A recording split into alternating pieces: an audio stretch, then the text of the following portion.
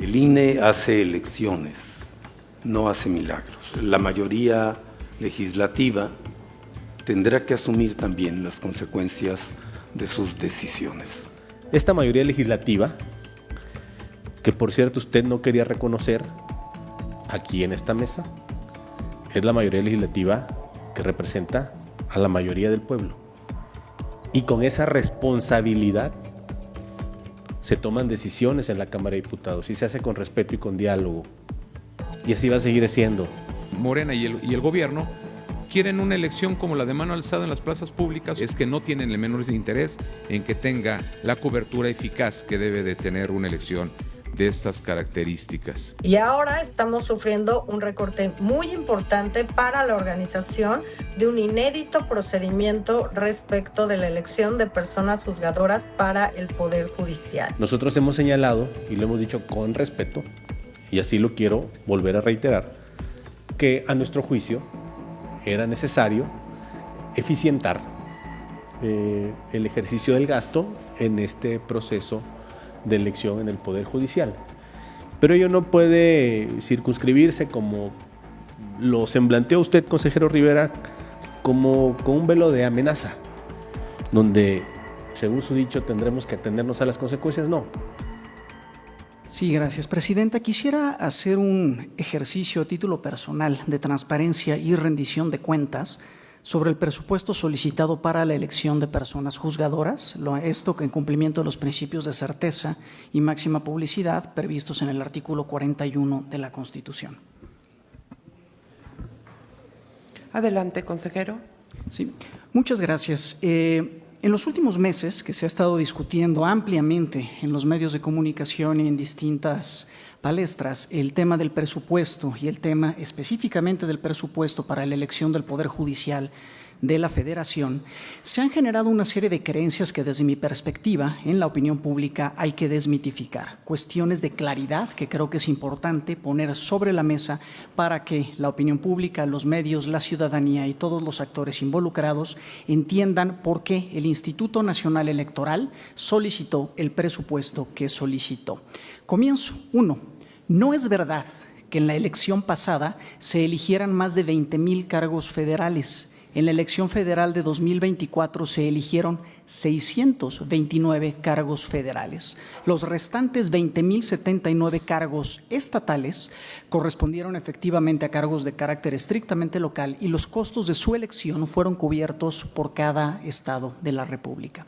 Segundo, no es verdad que la elección federal pasada costara 9,000 millones de pesos contando las prerrogativas de los partidos políticos. No, la elección federal costó 19,799 millones de pesos, ahí sí, contando las prerrogativas de los partidos políticos. De estos, 9,355 millones de pesos correspondieron solo a la organización del proceso. Los 10,444 restantes fueron las prerrogativas de los partidos políticos.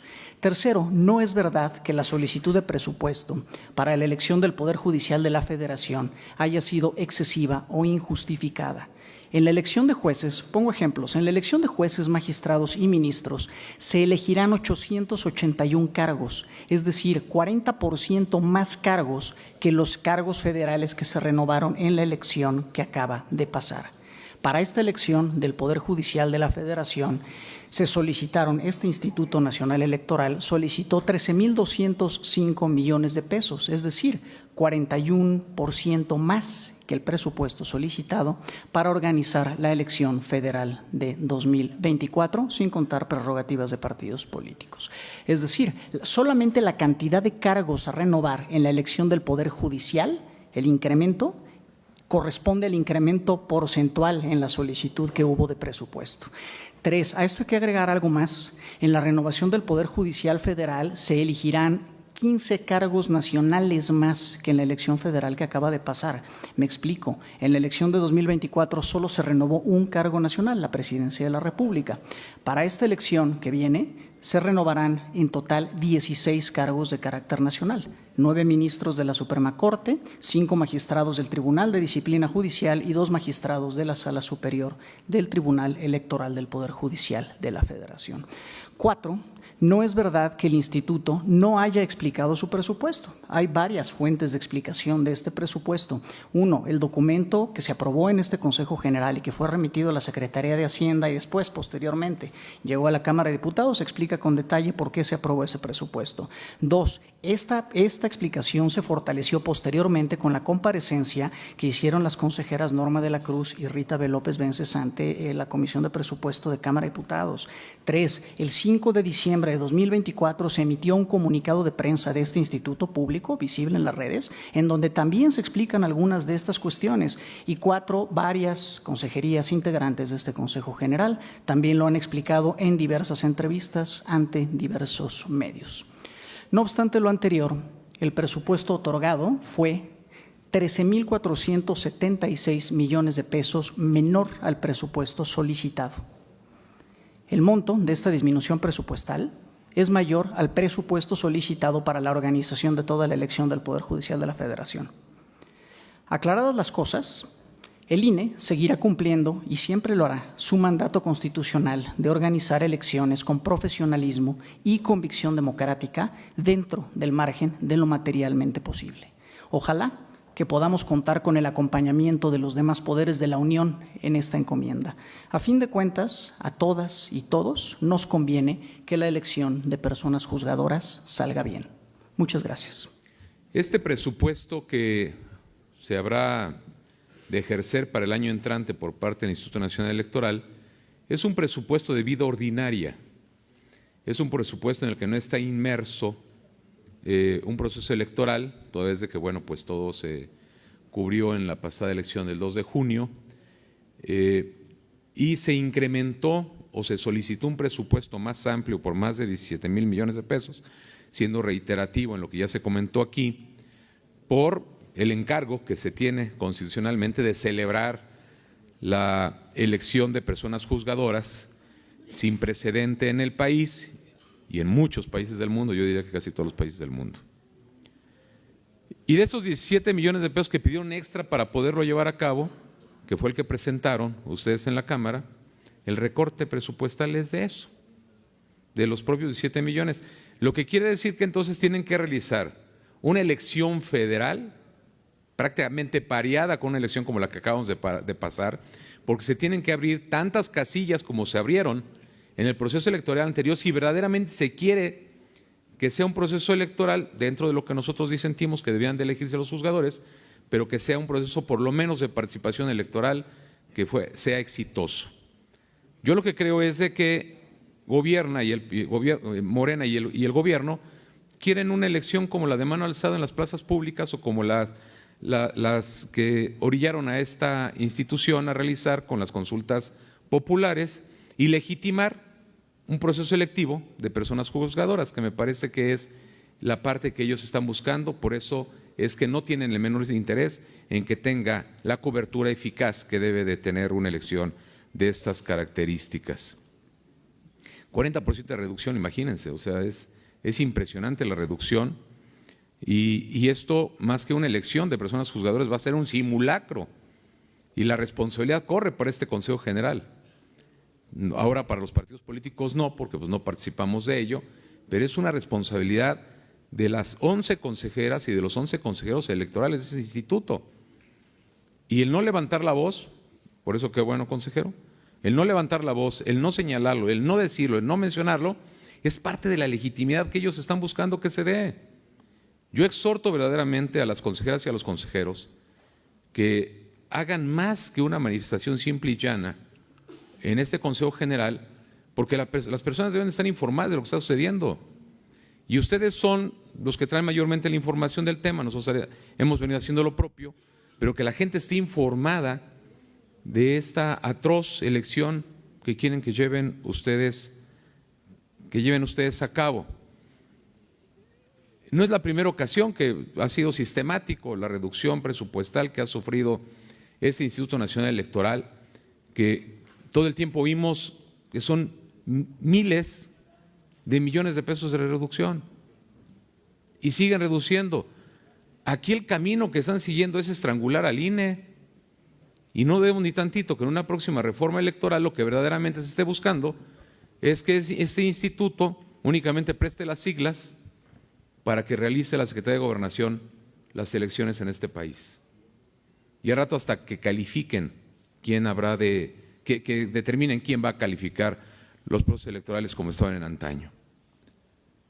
Yo exhorto a los integrantes que nos presemos de ser demócratas de este Consejo General a levantar la voz, porque durante mucho tiempo hablamos el INE no se toca. El INE no ha sido tocado, ha sido manoseado. Está altamente manoseado.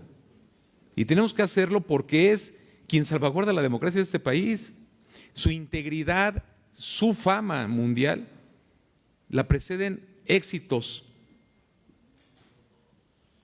de elaboración, de organización de muchos procesos electorales, lo que ha significado eso, que ese instituto tenga un prestigio de verdad importante a nivel mundial. Ha sido tomado hasta como ejemplo.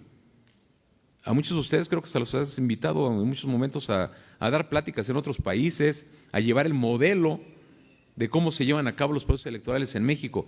No permitamos que eso sea mancillado, porque esta es una de las vías para hacerlo, la vía presupuestaria. Sin presupuesto, ¿cómo funciona? Si les quitan el 50%, pues van a tener el 50% de efectividad. Si les quitan el 30%, si les quitan el 100%, pues los van a estrangular, los van a exterminar. Y con ello van a ahogar al árbitro electoral, que es quien garantiza que se lleven procesos electorales democráticos en este país y que todas las fuerzas políticas, de acuerdo al voto emitido, estén representados de manera porcentual a como así lo hayan manifestado en la urna. De verdad, levantemos la voz, es muy importante. Gracias por la oportunidad, consejero. Gracias a usted, señor representante. Bueno, me parece necesario y que es nuestra obligación alertar justamente sobre pues la situación presupuestal en la que estamos y obviamente pues las condiciones en las que por supuesto habremos de cumplir con este mandato constitucional, pero pues obviamente ya lo dijeron mis colegas, son más candidaturas. Habrá más de 5,000 contra las 2,000, un poco más de 2,000 que hubo en el proceso electoral de este año. Hay más cargos, 629 en estas elecciones contra 881 en estas del Poder Judicial. Hay más boletas, el doble. De las 3 boletas que se tenía en la campaña o en la jornada electoral en cada una de las casillas a nivel federal, ahora tendremos 6. Imprimiremos el doble, no 317 millones de boletas, sino el doble. Habrá más urnas, no 3, sino 6. Habrá más material electoral, el doble, más actas. Tenemos que invertir mucho más en difusión por lo inédito de este procedimiento, por lo pedagógicos y claros que tenemos que ser como institución respecto a cuáles son los cargos que se eligen, cuáles son las tareas que cada uno de estos cargos realiza, cuál es la importancia de votar por cada uno de los cargos, cuáles son las diferencias en el marco geográfico electoral y una serie de cuestiones que claramente las y los ciudadanos no han visto nunca en los procesos electorales de este país. Esto implica pues que tenemos que destinar una gran cantidad de recursos a la capacitación, pero también a la de nuestros capacitadores asistentes electorales, pero también de las personas quienes serán funcionarias y funcionarios de mesas directivas de casilla. También a pensar en que las elecciones de Durango y de Veracruz son elecciones distintas y que por tanto no podemos tener las mismas casillas que tenemos en Durango y en Veracruz con las casillas o centros de votación en los que se habrá de recibir la votación para el Poder Judicial. ¿Por qué? Porque en esta no pueden intervenir los partidos políticos, no pueden tener representación en las casillas o en los centros de votación, por lo tanto, no se pueden mezclar estas votaciones. En términos de fiscalización, tampoco hay gastos, financiamiento público, financiamiento privado, solamente gastos personales, de viáticos, de traslados. Tampoco pueden acudir a eventos de campaña ni ser promocionados por partidos políticos. Y creo que aquí, pues es muy importante señalar que al INE se le siguen dando cada vez más atribuciones. Ya organizamos una consulta popular sin recursos. Ya organizamos una revocación de mandato sin recursos también. Y ahora estamos sufriendo un recorte muy importante para la organización de un inédito procedimiento respecto de la elección de personas juzgadoras para el Poder Judicial. Creo que es necesario que nosotros, como siempre lo hacemos, creo que somos de las instituciones públicas más auditadas y más visibles en este país. ¿Por qué? Porque además de tener obviamente lo que tiene cualquier autoridad como un órgano interno de control, tenemos también a los partidos políticos dentro de las sesiones del Consejo General, dentro de las sesiones de comisiones, de la Comisión Nacional de Vigilancia, etcétera. Esto nos da un marco de transparencia y de rendición de cuentas que pocas instituciones tienen en este país, y creo que no debemos dejar pasar la oportunidad para garantizar, como siempre, la transparencia con la que se reciben y se ejercen los recursos en esta institución, y también decir que por eso justamente también se previó que fueran estos recursos solicitados de manera precautoria, es decir, que estos recursos no ingresarían a las arcas de este instituto, sino que lo que se otorgara y lo que no se erogara en este proceso se regresaría a la tesorería de la Federación. Por tanto, pues creo que es necesario alertar de que tendremos que tomar distintas medidas para cumplir, sí, con este mandato constitucional, como pues tener boletas, quizá ya no en papel seguridad, sino con medidas de seguridad, quizá ya no en papel carta, a tamaño carta, sino media carta. Ya no vamos a poder instalar estas 170,000 casillas, tendremos que optar por centros de votación, mesas receptoras de votación, en fin, tendremos que ver distintas formas en las que nosotros podemos, con estos recursos que hay que decir no son suficientes para la organización de este proceso, tendremos que cumplir con la organización de este proceso porque es un mandato constitucional y este instituto siempre ha estado a la altura y ha cumplido con creces en la organización de cada uno de estos procedimientos que han sido mandatados desde y por la Constitución. Pero me parece que debemos seguir insistiendo en que los recursos no son suficientes y que no se presupuestó del mismo modo ni en mayor medida que para la elección de este año, y que no se trata además ni siquiera de un comparativo, porque son erróneas, por decirlo menos, las cifras que se manejan por parte de personas o actores públicos, y que los datos pues los tenemos quienes integramos esta institución y es necesario compartirlos con las y los ciudadanos. El Congreso de la Unión aprobó unas reformas al Poder Judicial que establecen, ordenan las elecciones de juzgadores, ministros de la Corte, magistrados, jueces de distrito y otros cargos judiciales. Estas elecciones que se encomiendan por ley al INE constituyen una actividad completamente nueva, una atribución que nunca había existido en la legislación electoral. Bueno, tampoco nunca habían existido estas elecciones.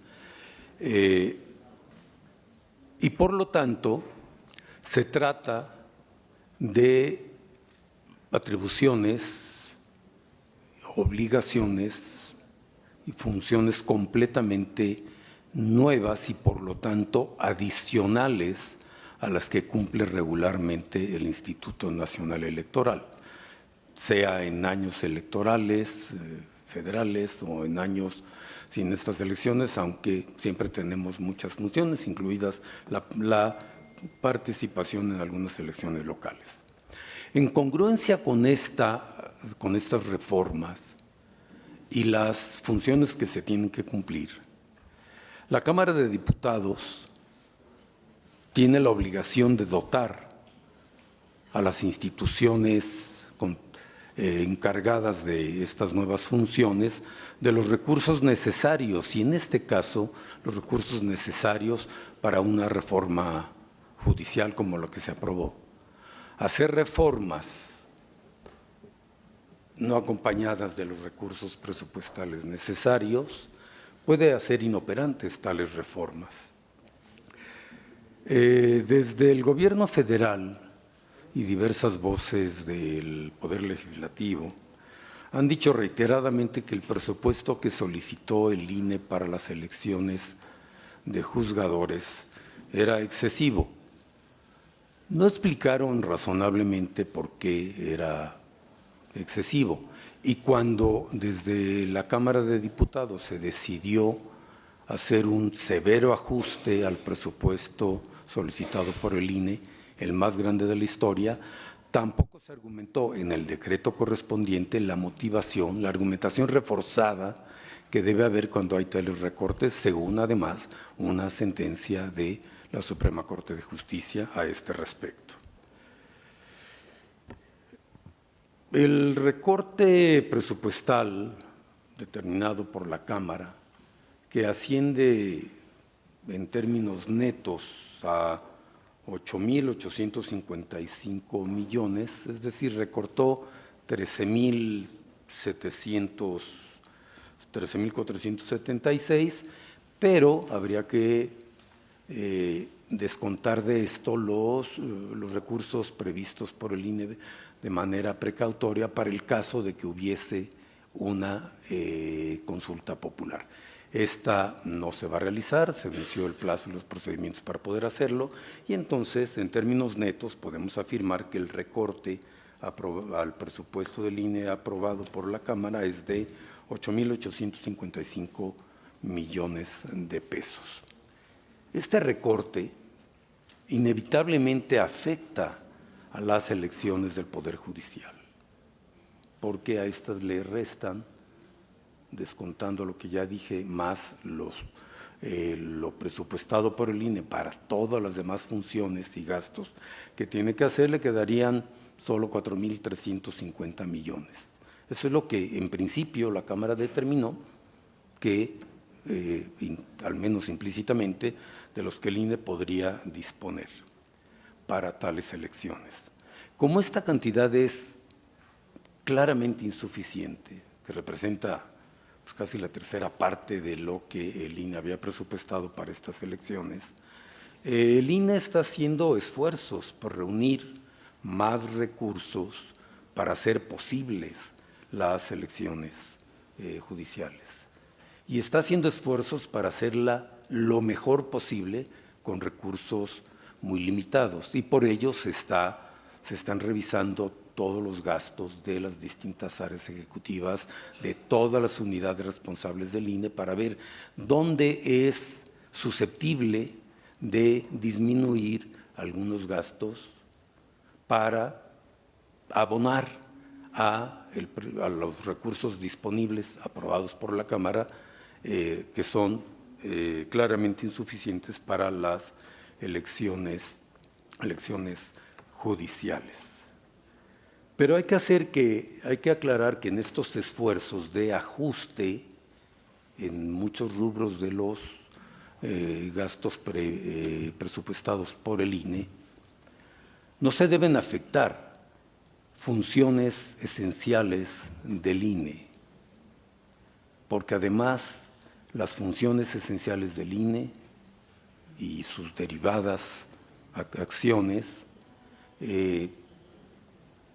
promueven y garantizan derechos ciudadanos, de tal manera que cuando se recorta severamente el presupuesto del INE, no solo se afectan a esta institución, sino también potencialmente a derechos ciudadanos. Sería imposible llevar a cabo las elecciones judiciales en condiciones óptimas, o si se quiere, normales, como el INE acostumbra a hacer sus elecciones con todas las garantías de eficacia, de eficiencia, de transparencia y de confiabilidad.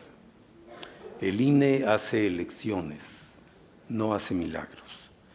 El INE actuará con responsabilidad para hacer los ajustes que sean posibles para disponer de recursos en mayor medida para estas elecciones judiciales. pero el INE actuará con plena responsabilidad para el cumplimiento de sus atribuciones y obligaciones constitucionales y legales. La mayoría legislativa tendrá que asumir también las consecuencias de sus decisiones. Gracias. Gracias. Había estado en la disyuntiva de sobre intervenir o no en este tema. Me parece interesante y relevante lo que comentaron algunos consejeros, consejeras, pero me pareció desatinado el comentario que hizo el consejero Jaime Rivera, sobre todo en la última parte, donde habla que la mayoría legislativa, refiriéndose claramente, evidentemente, a la que conformamos los partidos Morena, PT y Verde, la mayoría legislativa, tendrá que asumir las consecuencias. No creo que sea la forma de referirse al ejercicio constitucional que tiene la Cámara de Diputados. Sabemos que es una facultad exclusiva de la Cámara de Diputados el determinar el presupuesto de egresos de la Federación y asignar los recursos a cada ente, poder u órgano del Estado mexicano para que pueda cumplir con sus atribuciones. Nosotros hemos señalado, y lo hemos dicho con respeto, y así lo quiero volver a reiterar, que a nuestro juicio era necesario eficientar el ejercicio del gasto en este proceso de elección en el Poder Judicial. Pero ello no puede circunscribirse, como lo semblanteó usted, consejero Rivera, como con un velo de amenaza, donde, según su dicho, tendremos que atenernos a las consecuencias. No. Esta mayoría legislativa, que por cierto usted no quería reconocer aquí en esta mesa, es la mayoría legislativa que representa a la mayoría del pueblo. Y con esa responsabilidad se toman decisiones en la Cámara de Diputados y se hace con respeto y con diálogo. Y así va a seguir siendo. Creo que en esta circunstancia en la que estamos, lo más dable es serenarnos todos para poder construir la ruta que sea más eficaz, más eficiente, óptima, para deshogar esa obligación constitucional que ustedes tienen también, que es la de llevar a cabo esta elección del Poder Judicial. Gracias, Presidenta. Me parece que hay que hacer señalamientos muy claros sobre ciertos puntos. El primerísimo es, el INE va a cumplir con sus responsabilidades constitucionales y legales, que son diversas. Ciertamente se nos ha puesto una tarea nueva, con una enorme exigencia organizativa y económica, la elección de personas juzgadoras. También es verdad que una elección de esta magnitud tiene costos. Somos un país muy grande, tanto geográfica como poblacionalmente. Tenemos el 10º padrón electoral del mundo, no es poca cosa. Y organizar una elección que permita que lo que previsiblemente serán 102 millones de mexicanas y mexicanos en la lista nominal el 1 de junio del próximo año, organizar una elección de esta magnitud tiene exigencias. Exigencias que derivan de la ley, de mecanismos que establecimos a lo largo de décadas para garantizar, antes que la autonomía de las autoridades electorales en su conjunto, el que los funcionarios de casilla fueran personas independientes de los partidos y del poder.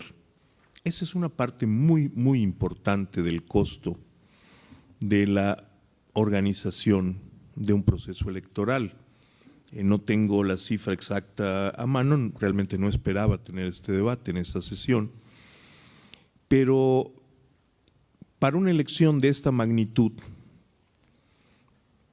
solamente el costo de mano de obra de los capacitadores electorales en las condiciones de 2024, que son las condiciones que están en la ley, no son condiciones que nosotros debamos modificar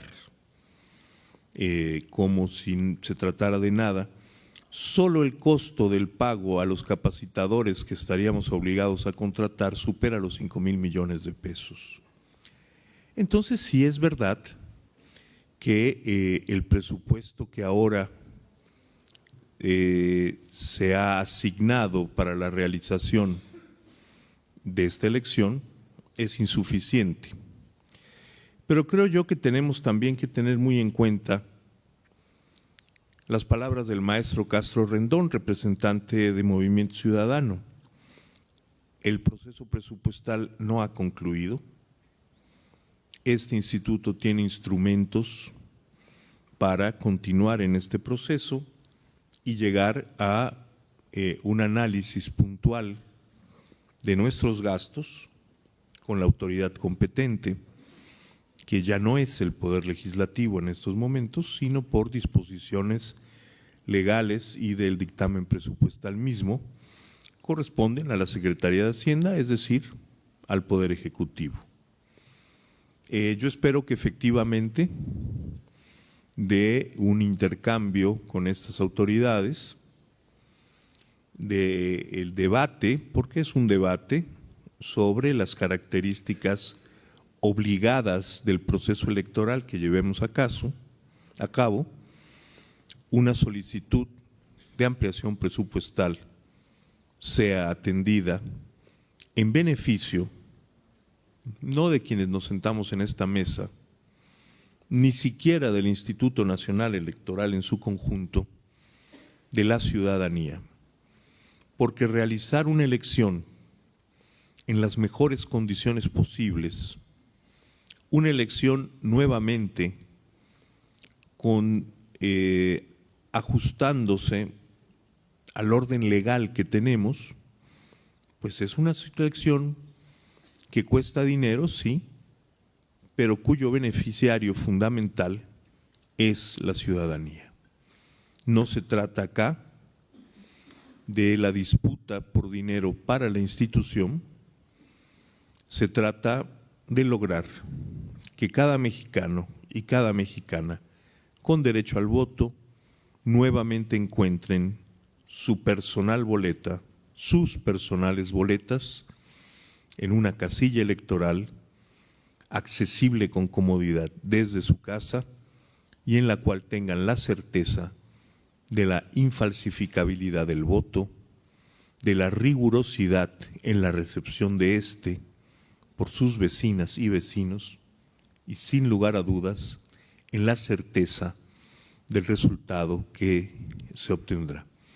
Este Instituto Nacional Electoral, y me atrevo a decirlo sin tener su representación, este Instituto Electoral seguirá los cauces que la ley y otras normas imponen y entregaremos, sin lugar a dudas, una elección confiable a la ciudadanía, al tiempo que mantendremos un Instituto Nacional Electoral con la capacidad suficiente para satisfacer todos los demás mandatos constitucionales y legales que está obligado a satisfacer. Muchas gracias. Comparto, por supuesto, la responsabilidad de la magnitud, pero como lo dije ayer en una reunión de trabajo de todos los delegados del Instituto Nacional Electoral, también comparto el optimismo de que sabemos cómo hacer las cosas y que las haremos de nueva cuenta muy bien. Y eso es compartido por todas las entidades, afortunadamente. El panorama es fuerte en términos presupuestales, pero muy claro y con mucha luminosidad en términos del compromiso que tenemos como institución. Acompaño, por supuesto, la posibilidad de hacer la solicitud de ampliación, así lo he manifestado desde el primer día, pero quiero dejar completamente claro que la transmisión hacia la sociedad de cómo se construyó el proceso presupuestal que está en este momento sufriendo este severo recorte ha sido contundente de parte de todos quienes damos una entrevista, Se le pasó también al consejero Castillo decir que también hicimos una rueda de prensa exprofeso para hablar del presupuesto. Así como está el documento, así como están las actividades públicas que se hicieron al interior con todas las áreas ejecutivas, así como se hizo la defensa en la Cámara de Diputados, así también se dieron las entrevistas y una rueda de prensa exclusiva. Pero qué bueno que lo presenta. No lo comparto porque está suficientemente explicado. Lo que nos falta por explicar es cómo vamos a hacer el reajuste, y esa oportunidad será en estos días que ya tengamos el trabajo concluido, y lo haremos de la manera que siempre lo hacemos, con toda la claridad y con toda la fuerza argumentativa que es la compañía que tenemos de todas las áreas ejecutivas y técnicas del Instituto. Si en otras áreas del sector público el presupuesto es un acto de carácter político, para este instituto el reajuste presupuestal es un acto de carácter operativo, logístico e institucional. No tenemos otro camino y así lo haremos, sin renunciar a las determinaciones constitucionales que tiene este instituto.